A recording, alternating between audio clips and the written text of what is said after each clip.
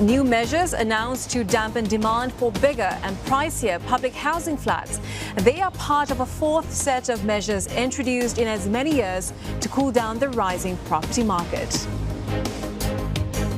For more on this, I speak now with Professor Sing Tien Foo from the Department of Real Estate at the NUS Business School. Professor Sing, thank you very much for coming in. Right. So, as we've heard, this is the fourth such reduction from what, 90% before 2021 to just 75% now. What's been the impact from previous reductions, and how far do you think these new cooling measures will help to stabilize the property market? Yes.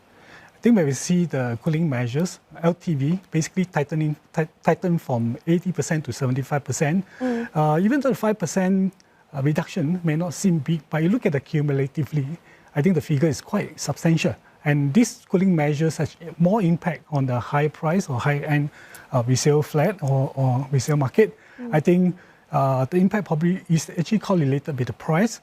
If you look at the previous round of these cooling measures, even though you look at 2021, when the LTV reduced from 90% to 85%, the resale market prices take about years to reduce from 12% to 10%. But 2023, when they reduced the LTV from 85% to 80%, coupled with this 15-month wait-up period, I think the impact is quite substantial. We see the prices actually drop from 10% to about 4% in 2023. I think this, again, the cooling measures is yet to see the impact. Probably take some time for the market to digest, but cumulatively, the 25% down payment is quite substantial, especially for those who buy an expensive resale flat. If you look at $1 million HDB flat, you probably need to put aside $250,000 down payment. I think that actually imposes financial constraint on the potential buyers that have some stabilizing effect and cooling effect potentially on the resale market prices. Do you expect us to see a similar trend from past years? Yeah, I think we see some of these trends in the past, but it probably take a while for the market to digest. And how fast this impact can slowly seep into the market, it probably take a while, because property market, unlike stock market, the reaction is much faster in stock market. But property market, it probably take a while for this information. Are we looking at months or years? Yeah, probably expecting this second half of the year, probably we see some slowing down in terms of growth. We probably don't see the kind of growth we see last quarter, 2.3%, 1.8% growth in the resale market. I think moving forward, likely to be some impact on resale market. Sure. Do you think, though, that these measures will also push more people to go towards the private property market? Yeah. It's very unlikely to see that the effect of people moving from resale market to the private market. What we have seen in the past is because of high price in the private market, some of these buyers who are actually financially constrained are not able to meet the private market pricing, so actually they moved down to resale market. So if any impacts of this cooling measure on resale market, that will spill over to private market, I think the effect should be a negative one, because I think the upgrader may find harder to actually move to a private market if the prices in the resale market has cooled down.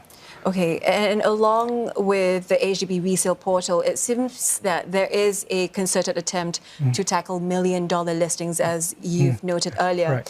What do you think is the likely impact of all of these measures taken as a whole? The resale listing portal is not meant to dampen any million-dollar transaction. Basically, this resale listing portal is useful to actually eliminate any misleading information or noises that can create uncertainty, create unduly worries on buyers, which could actually drive some irrational kind of decision. I think by having this resale listing portal, it can actually eliminate all the unnecessary listing, like all these $2 million listing, which is unrealistic in terms of pricing, but actually cause a lot of worry and anxiety in the market. So I think this resale listing portal, to some extent, can improve this transparency in terms of information and also the listing. I'm curious, Professor Sing, are people trying to secure bigger flats so that they are able to sell them at higher prices?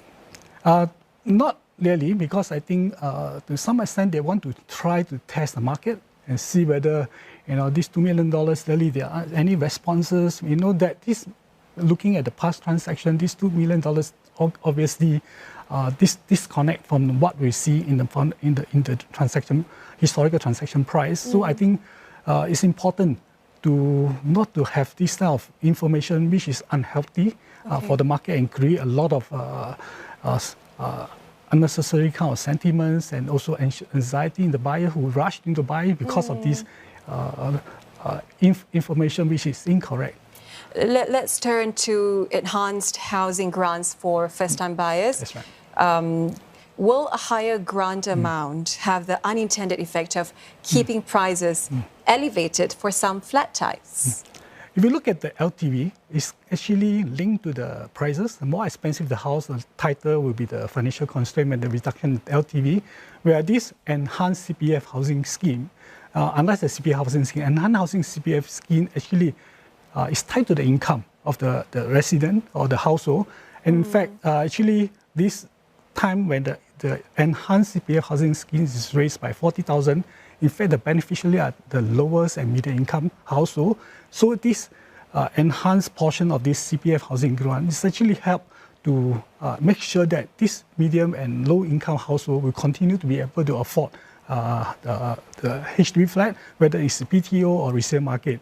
Also when in October, when the new housing classification was introduced, I think the new housing type like Plus, and so the prime housing type, which is slightly more expensive, with this additional enhanced housing grants, I think the lower middle income may also have a choice, and given additional grant, they can actually consider some of the slightly prime location, whether it's in choice location houses, although it's slightly expensive, with this enhanced housing grants, it can actually help them to also reduce some of these financial constraints.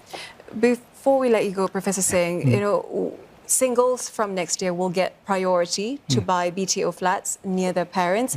What will the effect be for this? Will it push demand even higher for BTO flats? Yeah, I think this policy will be good for singles who actually have the caring support need for the parents. We want to live near the parents. So by giving them the priorities, we can actually allow them to live nearer to the parents.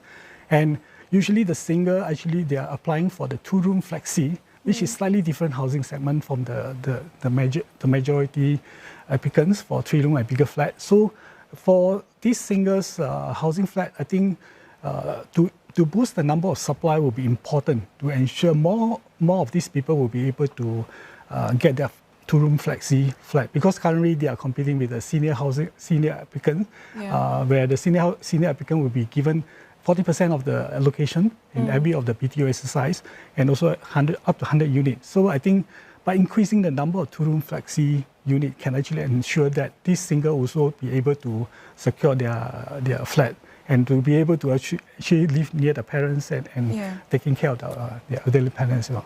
Okay, Professor Sing, thank you very much for coming in and speaking with us about this. That was Professor Sing Tien Foo from the Department of Real Estate at NUS.